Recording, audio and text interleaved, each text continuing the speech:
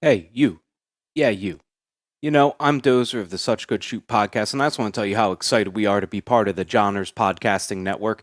It is home to many great wrestling podcasts, such as Wrestling with Johners, Turnbuckle Arms Podcast, Rope Break, our good buddy, What Do You Say with DDJ, The Call Up, and many more.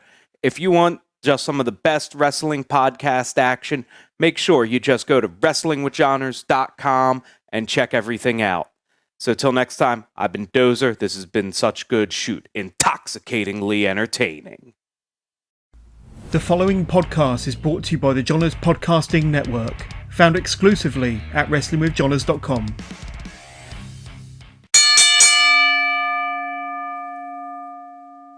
Attention wrestling fans, you're now about to listen to the man coming down the aisle from the main streets of South Elgin, Illinois, with a microphone in his hand and questions on his mind.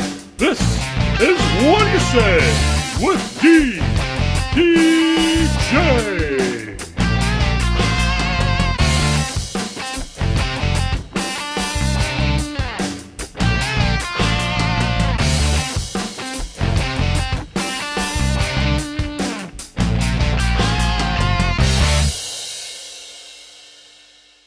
Welcome, everyone, to episode 53 of What Do You Say with DDJ. As always, I am your host, DDJ, and yes, you heard it right, episode 53. We are in year 2 officially of this show. It's been a little over a year now since I started this show, and I can't believe I've been still putting it out there. And I want to thank all of my listeners for listening, and I want to thank all the wrestlers I've had on for being very cool guests and having some great stories to share. So, just get right into it. This week's guest is from Ring of Honor. He's an up-and-comer, super talented guy who's got a bright future in Ring of Honor wrestling. He recently competed at the Best in the World pay-per-view. He was in a 6-man tag team match where he teamed up with Dak Draper and Dalton Castle against Shane Taylor Productions for the 6-man tag team titles. If you follow Ring of Honor, you've probably figured out my guest right now. That guy is Infinite Eli Isom.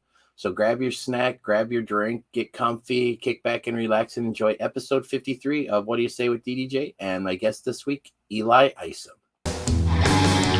This is Pro Wrestling's last real man, and you're listening to What Do You Say with DDJ on the Johners Podcasting Network. All right, we are here with another episode of What Do You Say with DDJ, and this is the kickoff to year 2 of my show, and I wanted to kick it off big time, so who better to kick it off with than someone who's considered to be one of the future of Ring of Honor wrestling, and I'm going to play a little clip here for you, and then I'm going to bring my guest on, so kick back and enjoy. Introducing first, wrestling out of Red Square, Indiana, weighing 216 pounds, Eli Isom. All right. That's right. I have the one, the only, the infinite Eli Isom joining me today. Eli, how are you doing? I'm doing great. Yeah, thanks for having me on. How you doing today? I'm doing quite well. Thank you so much for doing this. And one thing I definitely want to talk about is in that video there, they made an allusion to who you were supposed to wrestle shortly before the pandemic hit, because he's one of my favorites, and we're going to get into that a little bit later. But first thing I usually ask my guests on this show, you're going to be definitely no exception, is how did you first discover professional wrestling? So for me, when I first discovered pro wrestling, I was just in the living room with my mother, and she was, flipping through the channels and whatnot, and we landed on a wrestling show, and then instantly it just, caught my eye, and I was like, oh man, what's all this? And then she, explained everything to me, and then ever since then, I've just been hooked. I can't get enough of it. I hear you there. That's kind of how it started with me and my grandfather. What promotion did she have on the TV when you first discovered? It was WWE. Yeah, I think it was SmackDown specifically that we were watching together. So when I was a little kid, I was all for SmackDown. It was like I was so much for SmackDown that I wouldn't even watch Raw sometimes. I'm Team SmackDown. And who are some of your favorites on when you first started watching? When I first started watching, definitely Kurt Angle. He was one of my favorites. Eddie Guerrero for sure. He was also one of my favorites. I loved Paul London and Brian Kendrick as a tag team on SmackDown. I thought Yes. so. Yeah, those are just a few guys that I really, took a liking to when I first started watching it. Now, since you kind of really started getting into it, did you take like time, like with like the advent of the WWE Network, YouTube, now Peacock and stuff, and kind of go back and do you watch a lot of the older stuff when you can? I do, yeah, I do. It makes me feel all nostalgic when I go back and watch it. So yeah, it's definitely fun to just like trying to see if I can remember how I felt in that moment. Most of the time I do, which is, pretty awesome because as a wrestler, you want the fans to remember and have those memories and those feelings. So the fact that I had those, it makes it even more special. That's awesome. So about what age were you when you decided that you wanted to become a pro wrestler? I kind of always wanted to try it. I just like as soon as I saw it, I was like, man, I mean, I wish I could just try this with somebody. No one else really liked wrestling though, where I was at, like from my hometown. So it was always just a thing that I always wanted to try. Even when I got older and like into high school and stuff like that, I was like, oh man, one of these days I'll be a pro wrestler. You just wait and see. But I didn't really have any way to do it because I'm from such a small town. And there's not really anything in the surrounding area that is specialized for pro wrestling, I guess you could say. So when I was like 21, it was when I was watching What Culture video, and it was Jay Lethal on the video, and he was talking about 10 things you might not know about Ring of Honor. And one of the things was like, oh, did you know that Ring of Honor has a training facility in Bristol, Pennsylvania? And I was like, oh, really? And he's like, yeah, you just you go on the website, it'll tell you how much you need to pay for it, and they'll train you from scratch. So when I was 21 and after I saw that video, that's when I was like, okay, I think this is something that is actually attainable now. Wow, that's pretty cool. So now you said you're from a small town in Indiana, and it was noted in the ring introduction. Is it Rensselaer, I think it is? Rensselaer, Indiana. And where exactly is that, like in proximity to, say, a place like, say, Terre Haute or Indianapolis? So it's Northwest Indiana. So okay. It's about like 2.5 hours from Indianapolis and about an hour and a half from Chicago. Okay, so you're not that far. Okay, I got an idea. I'm about 45 minutes west of Chicago myself, so not too far and stuff. So since you had mentioned wrestling, really there wasn't really avenues, for pro wrestling where you live. What did you do athletically to kind of fill that void until you discovered, the Ring of Honor training facility? Well, when I was in high school, I was a 3-sport athlete. So I ran track and field, and I threw shot put, and I wrestled, and I also played football. So those are like I was just always an athlete, like in school, like in middle school, high school, stuff like that. So, but then after high school, I didn't really seek further, anything further other than athletically. But then, like when I went to the ROH dojo, I was like, oh, I'm an athlete. I'll be fine. Like all this physical stuff, it'll be no problem. And I was just completely wrong. It was just a completely different world. And it really threw me through a loop. After the first day, I was just had my hands on my knees, just like sucking, like trying to get some air in my lungs. Right. But yeah, it's just a completely different world. So after that first day when you're sucking wind and you got your hands down on your knees and you're probably, you want to throw out, but you don't want to do it in front of the other guys, that kind of thing. Did it ever cross your mind that maybe this wasn't for you, or was that even like a thought? It didn't, not necessarily that. I knew when I was like, just dying from all the activity we were doing, I was like, okay, well, I've sacrificed so much to be here. So I have to come back. I don't have a choice. But during that time, it was kind of a hard time for me because I had recently lost my mom in a car accident. Like a bunch of other things were going on in my life. And it was just like, man, maybe I should like go home. And once all this stuff is cleared up and I'm like in a better mindset, I can come back.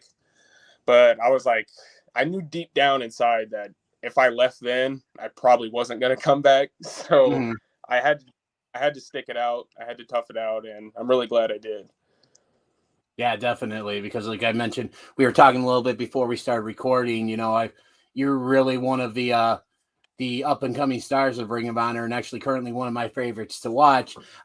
So who were some of the guys that were training you at the ROH dojo? So mainly it was a Cheeseburger, who's now the world famous CB, Right. Cara, and Delirious. Those are my three main trainers at the start. And they whipped me into shape. They weren't easy on me, that's for sure. But I'm glad that they weren't.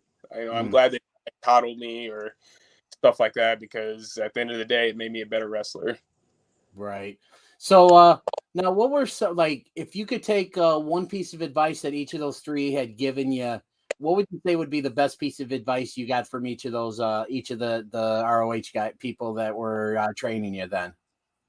So from Delirious, it would be that after training, I would just I would go up to him and I'd be, oh, what can I do better? Like, what can I improve on?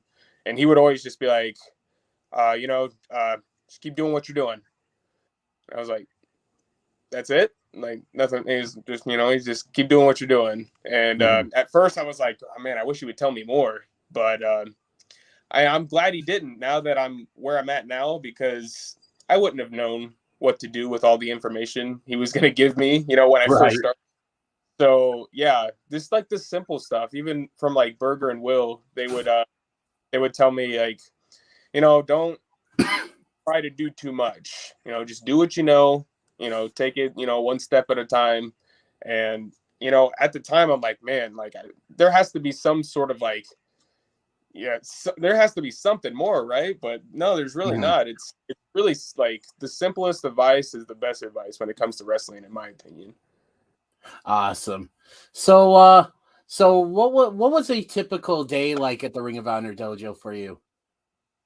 Well, I would show up about an hour early, just like, because they have a weight room up there, so I'd like lift weights and stuff like that. And then at 6 o'clock we would do our stretching. And then we would do our rolls in the ring, and then we would go through drills, and we would do that from 6 p.m. to 10 p.m. And then afterwards, I would, try to ask for advice and stuff like that. And we would do that from Monday through Thursday. And that's pretty much what I was doing for 6 months straight. Wow. Now, if this if professional wrestling for some reason would not have worked out for you, what did you have a backup plan? Like what would you have turned to if wrestling didn't work out? Oh, I had zero backup plan. Yeah. Oh, wow. Yeah. Zero. I had zero backup plan. When I was in Rensselaer, before I came out to Bristol, Pennsylvania, I was working with my dad, who's he's a mechanic. He works on semi trucks. So I was just like working with him. I was making decent money. I didn't have any like desire to do anything else at the time. But then, after my mom passed, I was like, I gotta try to do something that she would be proud of. I gotta try to make something of myself. So I was just like, you know what? I don't really have that much of a plan, but I'm gonna go out to Bristol. I'm gonna give it everything I have, and if it works out, it works out, and if it doesn't, I guess I'll just come back home. Now, up until her untimely passing, was your mom supportive of your intentions of becoming a pro wrestler? Oh, super, super supportive. Yeah, she was all for it. She would like joke around and stuff like that, be like, "Oh, well, I'm gonna come with you to Pennsylvania," and I was like, "No, you can't just leave." You have to stay. She's like, "Oh no, I'm definitely coming with you." So yeah, she was 100% behind me. Awesome. So how long was it between when you first set foot in the dojo to when you had your first match? It was pretty much 6 months. I started January 16th, 2017. Okay. And then I matched July 16th, 2017. And so when they told me I was going to have my first match, I was like, already? Like, I've only been doing this for 6 months. But yeah, they said I was ready. They said, I've worked hard and pretty much earned, the right to be in the ring. So yeah, I mean, to this day, it's still crazy that it only took 6 months because I thought it was going to take a lot longer than that. Right. Who do you remember by chance who your first opponent was? Oh, I do. Yeah, very well. It was a tag team match against 3 other dojo people that I was training with. So it was, and formerly known as Ryan Nova, who's now Ryan Mooney, against Dylan Mesh, and then Dion De Niro, who's no longer wrestling. But yeah, it was just like a dojo showcase match on a small independent show, and yeah, it was a lot of fun. I've watched it back recently, and I definitely think I've improved, which is a good thing. But right, definitely. Yeah, it's a fun match. I do enjoy watching it back from time to time. So what was going through your mind? Again, this was a dojo showcase, in an independent show. Obviously, though, you were in front of. I'm assuming this was in front of a crowd. It was in front of a crowd, yeah. Not too many people, but yeah, definitely there was a crowd there. Okay. Well, regardless of how many people were there, you still had a crowd. So what was going through your mind as you were backstage getting ready to go out to the ring for your first match? Oh, I was like, man, I hope I don't mess up. I hope I, just do everything that we got planned. And yeah, I was super nervous, but again, I had, my coaches, my trainers were there, and they were just like, just do your thing, do what you know, it'll be okay. And it really calmed my nerves. But yeah, I was just going, my mind was just going, through spins. I was like, I hope I don't mess up. I hope I do this right. I hope, this, that, and the third. But yeah, it was a stressful time, but a fun time. Awesome. Now, kind of backtracking a little bit, was Ring of Honor like the only place you considered going to? Had you ever thought about maybe going down to like the Performance Center in Orlando to train or something of that nature? Or was Ring of Honor basically where you're at the only option you had, or you felt that you had at the time? At the time, I felt that Ring of Honor was the best place for me to go and start because so many like just reputable wrestlers come from Ring of Honor. I could go off a list, like Bryan Danielson, Samoa Joe, Jay Lethal, Kevin Steen, El Generico. Like I could just keep going for days. And all those guys are like some of the best wrestlers in the entire world. Right. And the fact that I could get in-depth coaching and training from scratch, I felt like, there wasn't really a better option out there for me. Right. And what is it about Ring of Honor that like still like makes you want to work there? Like, what is it about what they do, or how the way they present professional wrestling that really makes it still as appealing to you as it did back when you first started out?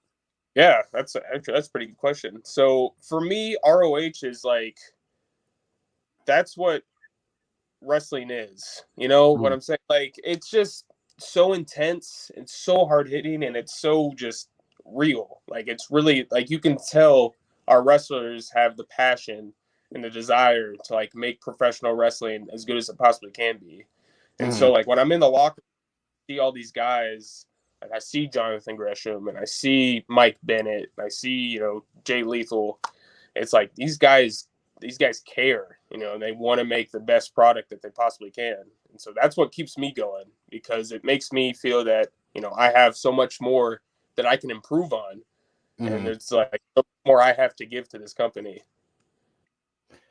And what kind of like is there? Are the veterans, like you mentioned, like Bennett, Gresham, Lethal, like are they pretty easy to like, or do you find it easy for you to approach them to kind of get their critique on your match, get their takes? I'll forget it, like solicit advice. Like are the veterans of Ring of Honor, the Ring of Honor locker room, are they pretty approachable?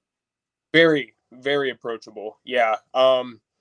At first, like, I was just, doing ringside crew and like doing dark matches for ROH. I'd be super nervous to try to like go up to them and, ask for their opinion. But yeah, all the veterans and, like the Briscoes and everybody like that, they are super approachable. They'll give you advice whenever you ask for it. And yeah, they'll give you really good advice too. So yeah, I love all of our veterans, all of our people in the locker room are great, and they always, give me help whenever I need it. That's awesome. And kind of going back again to your first match, when you went back through the curtain, what kind of feedback did you get from your coaches after that very first match? Oh, they told us good job. They said, we held our own out there. We didn't look, like frazzled or, just like stunned that we were actually wrestling in front of a crowd. So yeah, they were proud of us, and that made me feel pretty decent.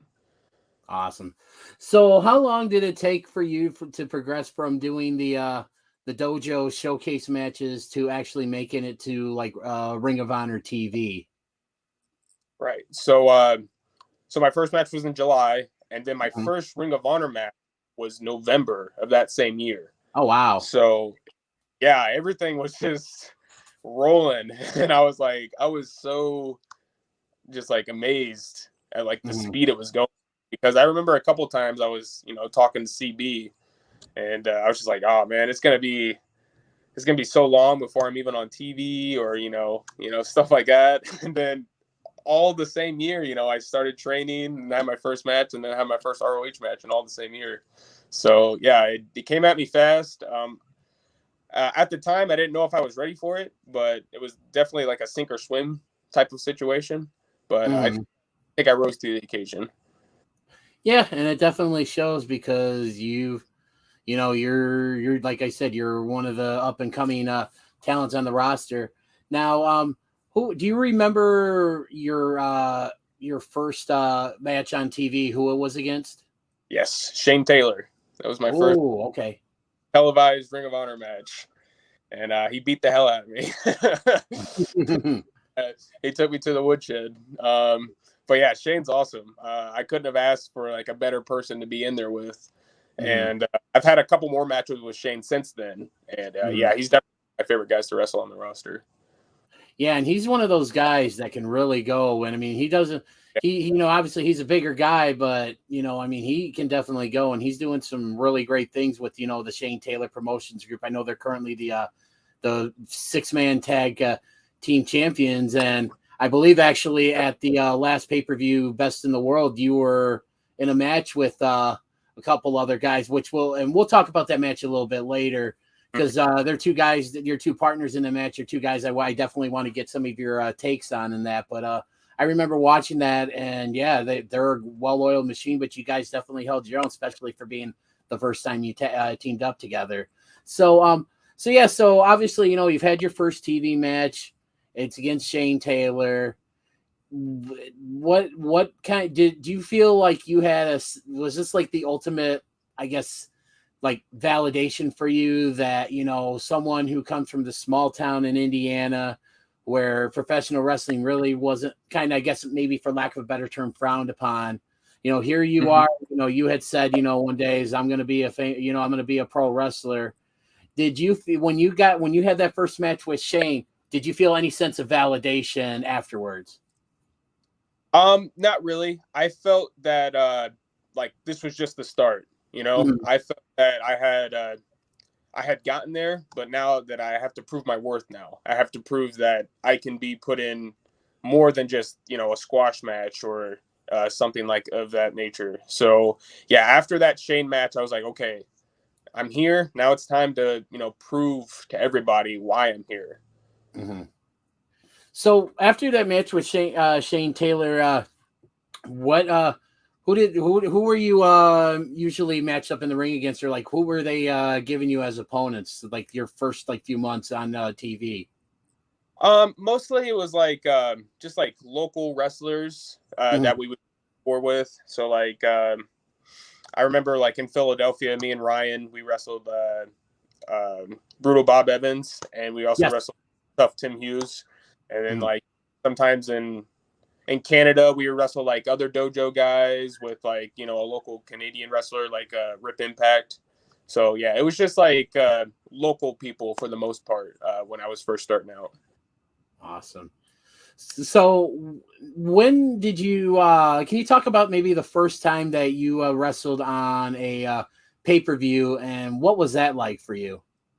Yeah, I'm pretty sure my first pay-per-view match was the opening match of Final Battle in 2018, which was insane because at the time I was 23, and I was just like, oh my God, this is like, it's Final Battle. It's in a sold out Hammerstein ballroom. I'm wrestling Kenny King in like the first match people are going to see. So I was just like, I was super, super nervous. Like, I can't even put into words like what I was feeling, because I was just like, I really just wanted to be acceptable. You know, I just wanted to have people not to, you know, boo me out of the building or said I sucked or, you know, I didn't belong. Right. But yeah, that was definitely a time for sure. But yeah, I was really glad that I was in there with Kenny King, who's an absolute pro. Absolutely. And yeah. So yeah, 2018 Final Battle was my first pay-per-view, and yeah, special time for sure. Now I'm assuming you begin going out there in the opening match against someone, you know, with the credentials of Kenny King. You mentioned you were pretty nervous and stuff. Did you have those nerves when the bell rang, or were you pretty calm by then? As soon as Kenny hit me for the first time, I was like, okay. My nerves kind of calmed down. So yeah, after he got me with the first shot, I was like, okay, it's time to work. We're in this now. Mm-hmm. And that so it's 2018. You know, independent wrestling's really starting to take off, because a couple months prior to Final Battle, you know, we had the big All In event, which I was lucky enough to attend, and you know, Ring of Honor definitely had a presence there. Do you feel like, or did you have a chance to go to All Out or All In, excuse me, or did you watch it on pay-per-view? No, I was there. Yeah, I was there. You were? Okay. I helped, you know, set up the ring and was like at ringside doing stuff and backstage doing stuff. So yeah, I was there, and a special night for sure. I had no idea that would have been the reception that, you know, those guys would have got. It's like just like a sold out arena, like people were going nuts, and just like the in the building was it was definitely a special night to be there. Yeah, I mean, again, I was one of the over 10,000 that was there, and yeah, I was so honored to be a part of that and stuff. Can you talk about a little bit of the things they had you do at All In? Yeah, it was just normal backstage stuff. So just like, you know, make sure people are ready, you know, make sure that things at ringside were, you know, kosher, you know, just like, you know, hurts, or like if there was a table, like, you know, that was broken, get rid of the table in a timely manner. And just, you know, just basic, like not day to day, but like just basic, like match to match stuff that needed to be taken. So obviously, you know, independent wrestling, Ring of Honor, and everything's on the rise. You know, in 2019 proved to be one of the biggest years, if not the biggest year in the history of Ring of Honor, because that April, that WrestleMania weekend, they Ring of Honor did a show with New Japan, and you guys sold out Madison Square Garden. What was that? First off, what was going through your mind when you heard that Ring of Honor was going to be doing a show at Madison Square Garden? I believe at the time it was the first WWE pro wrestling show in something like 50 some odd years or something like that. And then what was it like walking into Madison Square Garden for that very first time? Yeah, I was super excited. I was like, man, we did it. You know, this is the big time. And just being in MSG, just like getting to walk around like the building and like into the locker rooms and stuff like that, it was like, it's got a special aura to it. Like, cause you know how many great matches and events and like just like sporting events that have come through Madison Square Garden. And so the fact that, you know, ROH along with New Japan got to, you know, create a lot of great matches within that night, I think it was a testament to that, you know, Ring of Honor has that ability to do those type of things, and it has that ability to, you know, create something special. That's awesome. Yeah. I had a few friends that went to the show. I unfortunately couldn't, but I watched it from the comfort of my own home. It was a tremendous show, and excuse me, job well done, all, you know, everybody there. So getting on to later in 2019, and you became embroiled in a feud with someone who I have absolutely been a fan of for over 25 years, both as a tag team wrestler and a singles wrestler, and that's one Bully Ray. How did that come about, and what kind of person is Bully Ray to work with? So it just came about. I was wrestling LSG in Nashville, and Bully decided to inject himself into that, and then after that night, after like the reaction that I was getting from the fans, we just decided to roll with it. We decided to just keep it going for a little bit, and Bully was he's a very intimidating guy, but Right. he's a very easy guy to work with. Mhm. So just for like the little bit of time I got to work with him, he gave me a lot of good tips and advice. And I wish I would have had the chance to wrestle him in Vegas when I was supposed to before the pandemic Right. where the pandemic started. But unfortunately that didn't get to happen. But I am glad that I did get to work with him. Even for a little bit. If I'm not mistaken, it was supposed to be the 18th anniversary show that you guys were supposed to have your big match. Yes. Yep. 18th anniversary, and it was supposed to be like a hardcore street fight. And I was super excited for it, and but unfortunately, it just wasn't in the cards. Right. Yeah. So, obviously, you excuse me, brought it up here. So, and obviously, the COVID had an impact on all of professional wrestling when it really shut the country down about almost a year and a half ago. What was obviously you guys went, I believe, like one of the last shows you did, I believe, was the Free Enterprise show, which was, I think, that was February, correct? Yes, it was like January, I do believe. Okay. So it was Okay. like Free Enterprise, and then we went to Atlanta, and then Nashville, and I think our last show before we shut stuff down was in St. Louis. Okay. And yeah, that was in February. So yeah, St. Louis, and then people were being flown out to Vegas, and then I landed in Vegas, and I got the phone call from CB, and he's like, "Oh, hey, all the shows are canceled." I was like, "Well, I just got here. Like, what do you mean? Like, what are we supposed to do?" So, we had a meeting the next day about what we would do, and then we ended up filming a couple empty arena matches just for future use. But yeah, it was super strange time. I had no idea what was going to be next. I had no idea when I was going to get to wrestle again, especially for ROH. But I was just after the Vegas event happened, I flew home to Indiana just to be close to my family, and I was for over a year just waiting to get back into an ROH ring. Yeah. So what was the communication like between the talent and the management during this time? Did they stay in contact with you? Like, hey, this is the latest. Nothing's really changed. I mean, what were the lines of communication like between you and and management during this time? Yeah, our ROH, the front office in ROH, they kept us in the loop throughout the whole thing. They were open with what we were going to be doing and when possibly we were going to get back into action. So I would hats off to them. They kept us all paid during that time. That's great. They just reassured us that we will be back. We just want it to be safe for you guys.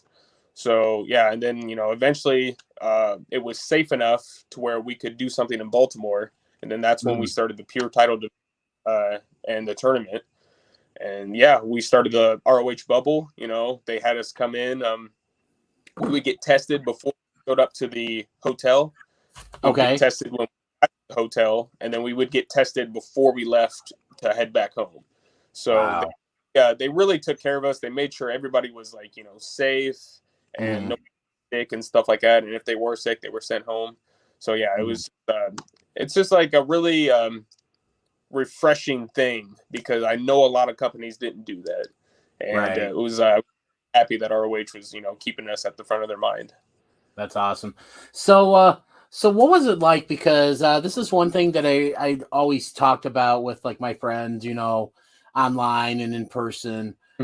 Just like what the difference between wrestling in front of a crowd, and then when everybody started wrestling in front of no crowd and stuff like that. What was it like that first time when you stepped through the curtain in Baltimore and you came out, did your entrance and everything, but there wasn't anybody there to cheer you on? Like what was going through your mind, or like what were you feeling? Yeah, I was feeling super weird, because you're trained to interact with the crowd and play off of them and feed off of their energy and stuff like that. So when you're not there, it's super like weird. Just like there's no noise. Like you don't really know if what you're doing is good, and you don't know like when you need to slow down or speed up. So it was very bizarre, and it took me a little to get readjusted to everything. But yeah, I think I eventually did get adjusted to it. Now I have to get adjusted to the fans being back. Right. So like that's a whole nother thing. But I super glad that they are back. Right. And mentioning the fact that they are back, because like I said, one thing that if this pandemic has taught me anything when it comes to professional wrestling, it's just how vital the crowd is to the overall presentation of a professional wrestling show. And I kind of wanted to get your views on that. Like, how vital is the crowd to what you guys do and what you guys are putting out there? I think the fans are I think they're super important, like very much. Beforehand, I'm like, of course fans are important. You want them to be there. But now that I've experienced them not being there and then having to wrestle matches, it's just like, they give you so much, it's just like your timing and your pacing and like just little things that you wouldn't really think about before. But when they're not there, it's like, oh my God, like, I don't like, you have to like just take a second to get adjusted to it. But yeah, the fans are super important. I'm so glad that they're back, because now that they are, I can get back into the rhythm that I'm used to, which is, it's preferred, I guess you could say. So, part of you alluded to this a little while ago, but one of the things that Ring of Honor went and did to kind of, I guess, differentiate itself or kind of put its own unique footprint out there during this time frame is they brought back the Pure Championship, and they did the Pure tournament. And you and I again were talking a little bit about this, before we started recording. For those that aren't watching this on YouTube, Eli's wearing a really cool Pure title wrestling shirt there. Which is that something you can get at Shop ROH? You can get this at shophonor.com. Yes, that's where I got it. I was like, as soon as it came out, I was like, I gotta have that, because it's just, man, it's such a nice shirt.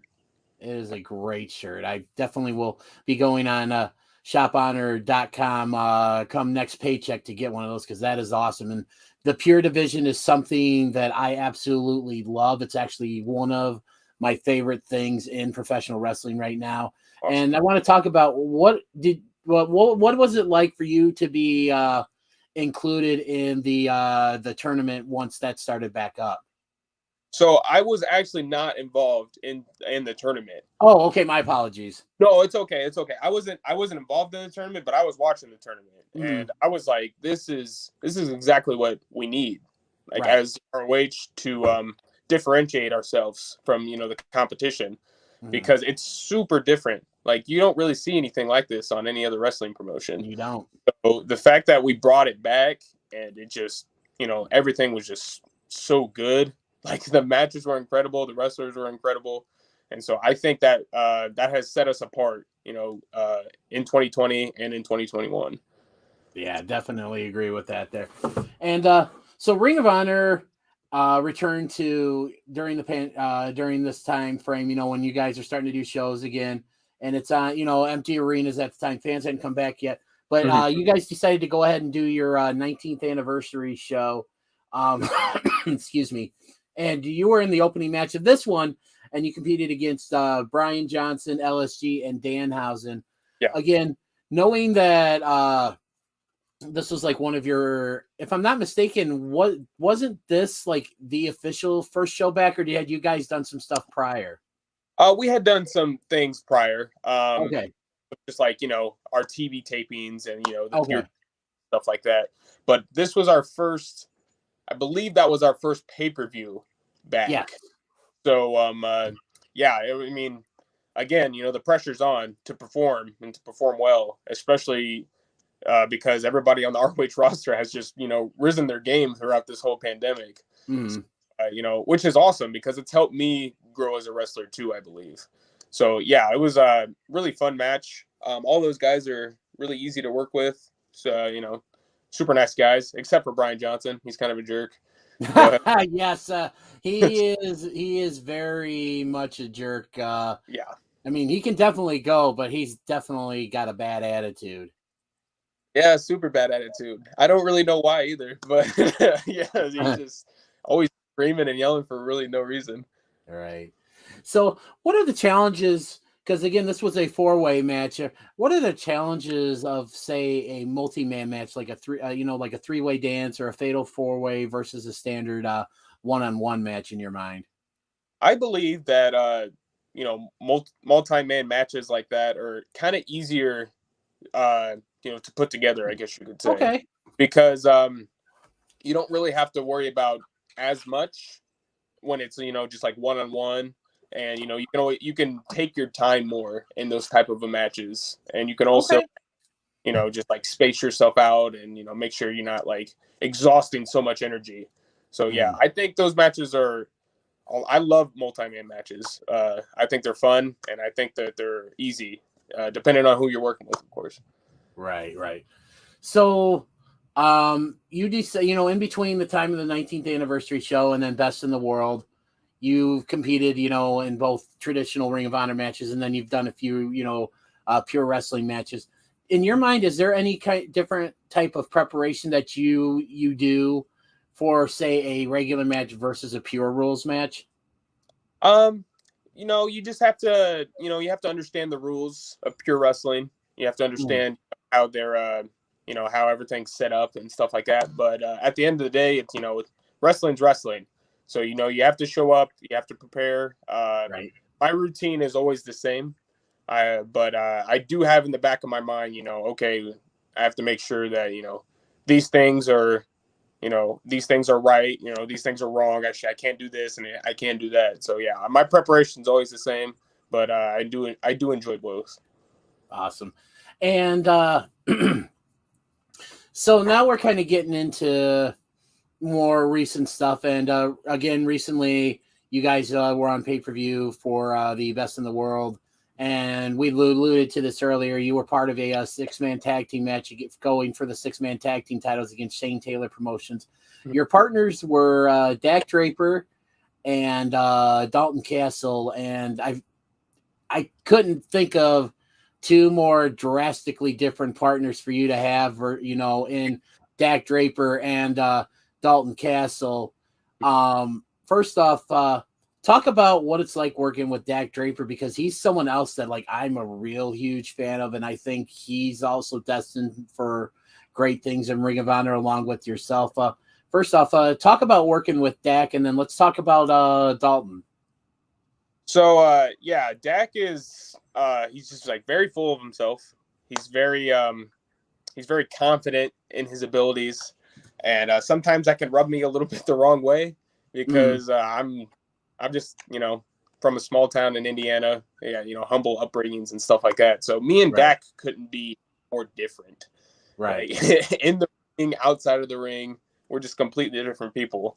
Having said that, he is very much somebody I enjoy wrestling because he makes me better. It's just as simple as that. He makes me a better wrestler. He brings me to another level. So I appreciate him for that. I don't like anything else he does or how, the way he operates, but he makes me better, and I guess I have to give him credit for that. And same with Dalton Castle. I mean, he's a former world champion. Everything he's done has, just speaks for himself, but he's just he's delusional. I don't really, I just don't understand. He's always claiming he's busy and it's like well, you know, like do you even have time to wrestle? Like I don't understand it, but Right. yeah, the as crazy as he is, he's also somebody that just brings me up because you know, when you have somebody that's just so, you know, just out there and eccentric, you have to match that energy, or else they're gonna do whatever they want. And you know, that's something that So do you find, because again, I mentioned how this team was, you know, you guys were all so drastically different. Do you prefer, like in a tag match or like a 6-man tag match, would you prefer to have partners that are like you, or in this case, drastically different? Like, what do you think what do you think works better for you? Well, you know, just to get this out of the way, I would have preferred if Dalton let me know, but he didn't even let me or Dak know. He just said, "Oh, hey, we're going to be wrestling for the tag titles," and I had no time to prepare. I had no time to do anything. When like all the fans found out about the match, that's when I found out about it. Wow. Which was like, you can't do that. You're not supposed to do that. So I would definitely prefer to tag with people that are similar to me, that have the same goal.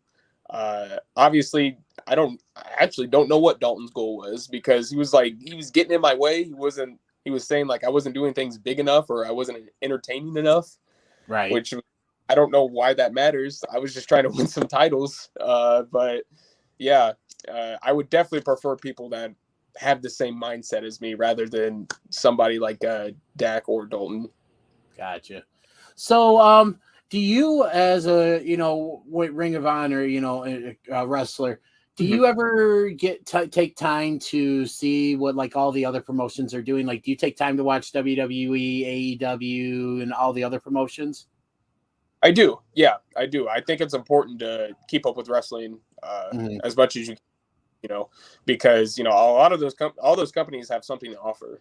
Like, it's good to see what they have to offer, because that helps us, you know, see what we can do better, you know.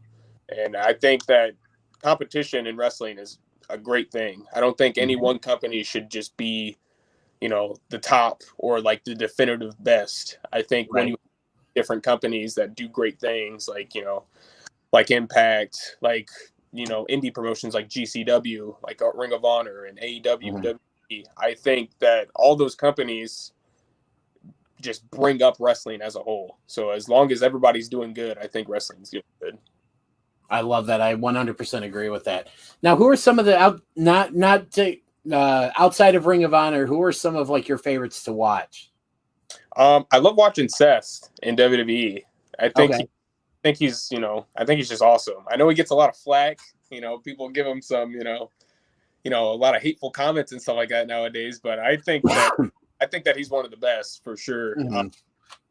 In AEW, I really like how Adam Page has come on, you know, because I knew him in Ring of Honor, and I think that risen to someone just completely different, someone better, and I think it's all that progression. Yeah, you know, and in Impact, I love Chris Bay, you know, and GCW, who doesn't like Nick Gage? I mean, he's about someone who's really been making a name for himself lately. I would argue to say that Nick is probably the most over guy in all of wrestling right now, which is I would be hard pressed to disagree with you on that. Which is insane, because, you know, wrestling, in my opinion, wrestling's kind of the best it's ever been in terms of talent. Agreed. So yeah, the fact that Nick Gage gets the kind of reception that he does, and it's definitely a thing to see, especially the match he just had with Matt Cardona. I think that just like the entrance, like people were just mobbing him. I was like, this is crazy, but it was crazy in a good way. Right. And then you think about after that match, when, you know, Matt Cardona won, just I mean, I hadn't seen anything like that since Hogan turned heel and joined the NWO in '96. Yeah, that was insane. Like, I couldn't, like, you know, there's few times now where I'm like, wow, that's crazy. But when I was watching that, I was like, I never seen anything like this. Like, it was absolutely insane. And then you think a few days after that, you know, Nick Gage is on AEW Dynamite having a death match with Chris Jericho. Wrestling in 2021 it's unreal. I didn't think all this kind of stuff would be happening. But yeah, I love that more companies are open to work with each other, and you just like bringing all these different guys and all these like awesome matches that can be made now. I think it's pretty cool. Yeah. And you actually kind of lead me into probably what's going to be my last question before I give you some time to plug some upcoming shows and other things here. And that is with this forbidden door, forbidden portal, whatever you want to call it, being, I'm going to say, for lack of a better term, just blown off its hinges now, because we're seeing the IWGP US Heavyweight Championship changing hands on an AEW show. We're seeing Matt Cardona from Impact Wrestling on GCW. We're seeing Nick Gage from GCW and AEW. Like, you've seen all this crossover between promotions. I mean, Jay White and Impact, and I could go on and on and on. Who would you like to see Ring of Honor partner up with if you had your say? And from that company, who would you like to have a match with? Whew, that's a pretty good question. I'm open for like any promotion to through ROH doors, or ROH go to them, because I think that I think we have a lot to offer in terms of wrestling and our style of wrestling.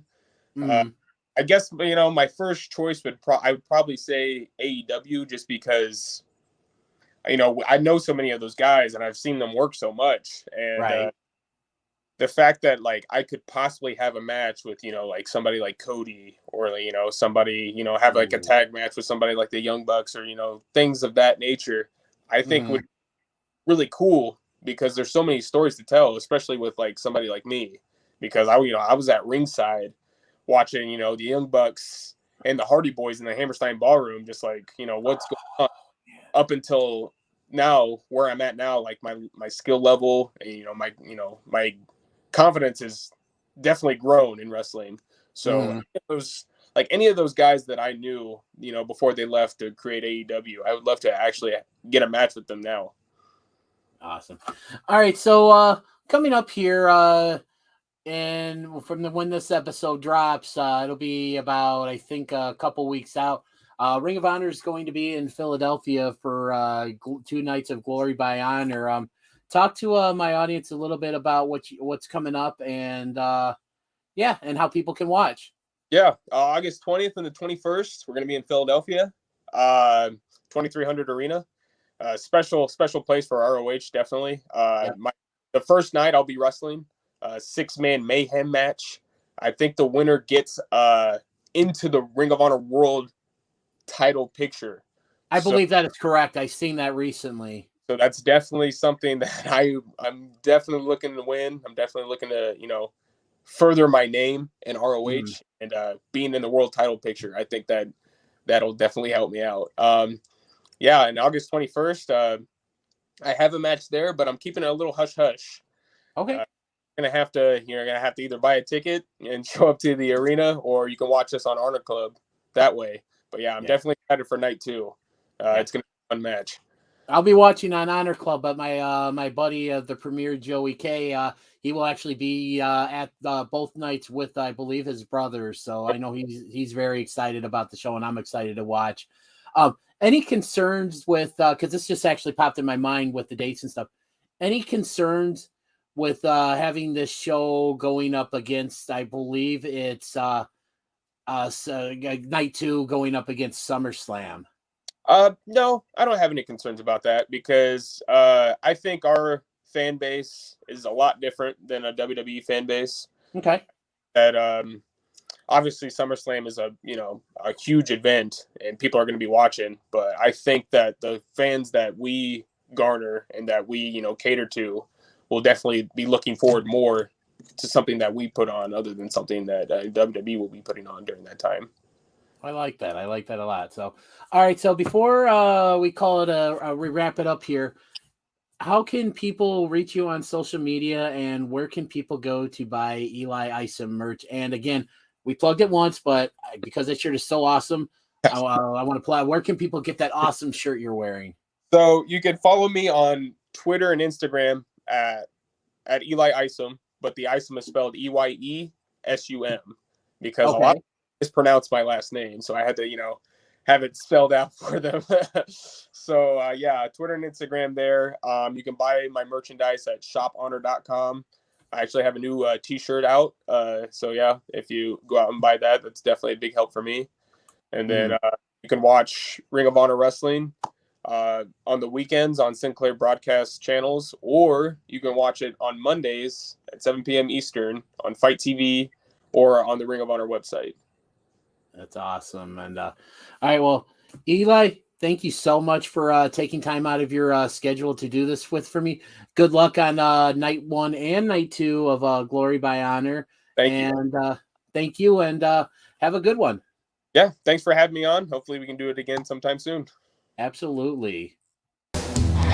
Greetings and salutations. This is the fallen angel Christopher Daniels, former world champion, favorite to millions everywhere, and the man with the beard that makes the girls cheer. And you are listening to What Do You Say with DDJ on the Johners Podcasting Network. You're welcome. I'd like to take a minute to thank Eli for coming on and telling some great stories and providing some great perspectives in the Ring of Honor world and his takes on certain things. I hope you all enjoyed listening to this. And if you'd like to connect with Eli on social media, he is on Twitter and Instagram at Eli Isom, and it's spelled a little bit differently than how he spells his ring name. It is at ELIEYESUM. That again is ELIEYESUM. It sounds the same, but it's spelled differently, and that is both for Twitter and Instagram. Well, that's all the time I have this week. Actually, before I go, make sure to go to shophonor.com to get that really cool shirt Eli Isom is wearing. He also has a couple of shirts of his own as well. And yeah, so thanks again, everybody, for listening. I'll see you in about another week with a brand new episode of What Do You Say with DDJ. Thanks, everyone.